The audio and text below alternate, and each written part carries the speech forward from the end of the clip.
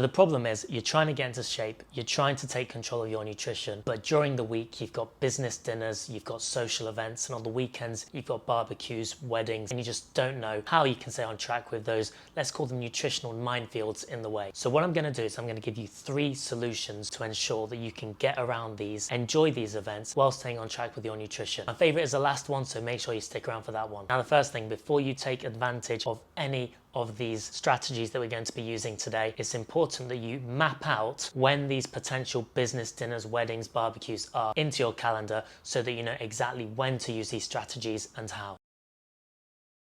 I'm going to assume that you know that the only way for you to lose fat is by getting into a calorie deficit. Stopping insulin spikes, getting into ketosis, taking advantage of hormones such as epinephrine and norepinephrine at the end of a fast, they're not the ways in which we lose fat, and they're not the ways that we get into shape. And so the 3 solutions I'm going to provide are purely taking advantage of the fact that we need to get into a calorie deficit, and it's going to ensure that you can do so.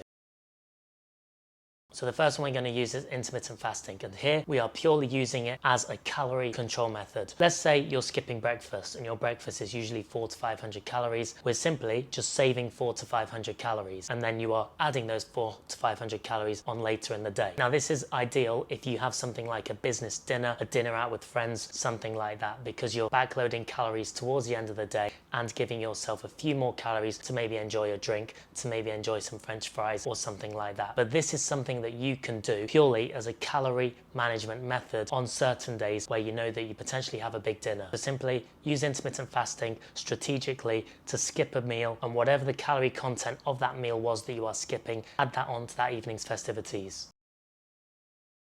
The next method we've got is calorie banking. Now this one does require planning, so well done for doing that already. So let's say you've got a wedding on the weekend and you know things can just potentially unravel. What you're going to do is you're going to look at your usual calorie intake and you're going to take away 100 to 200 calories every single day so that you can add those calories onto the weekend. So let's say you've got a wedding on the Sunday and you want to give yourself an extra 1200 calories. What you're going to do, Monday through to Saturday, eat 200 calories less than usual. That's 200 times 6. Add those 1200 calories onto the Sunday and you've got a nice big buffer to enjoy yourself with. Where should those calories come from? Under no circumstances should those calories come from protein. They should come from fats or carbs, and I recommend a mixture of the two. So get your MyFitnessPal out, plan out your meals during the week, and whatever fats and carbs you're usually eating, just reduce those by 200 calories and you're going to be able to bank those calories and add them onto the Sunday wedding.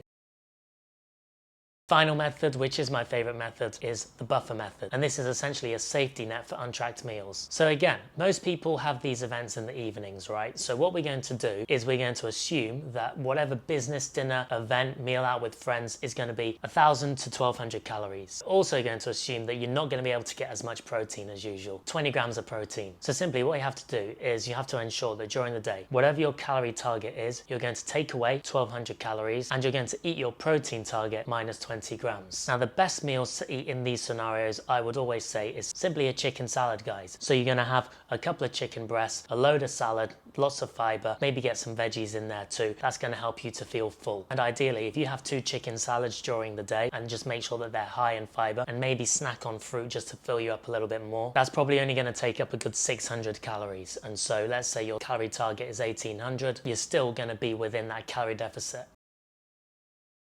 These are things that we shouldn't be relying on in order to stay on track. If you're trying to get into shape and if you're trying to lose fat, first things first is you need to see this as a phase, a short-term phase. So that means that whatever behaviors that you are adopting at the moment to get into a calorie deficit, they're not going to last forever. We can't stay in a calorie deficit forever, but that does mean that you need to be willing to make some form of sacrifices. So if that means that you've got to start drinking less, if that means that you've got to start socializing less, if that means that when you do go out for meals, you've got to be a lot more strategic with where you're going so you can map these things out, then you have to do that, guys. You can't just rely on these 3 methods to ensure that you're staying on track and make you feel better about the fact that you are potentially staying on track, because these will make things harder if you're relying on them, and we're not actually making any positive changes. We're basically finding ways for you to sneak things into your diet that probably aren't good for you from a health perspective, which is very important. So my Final parting words on this would be, make sure that you use these methods seldomly and make sure that you use them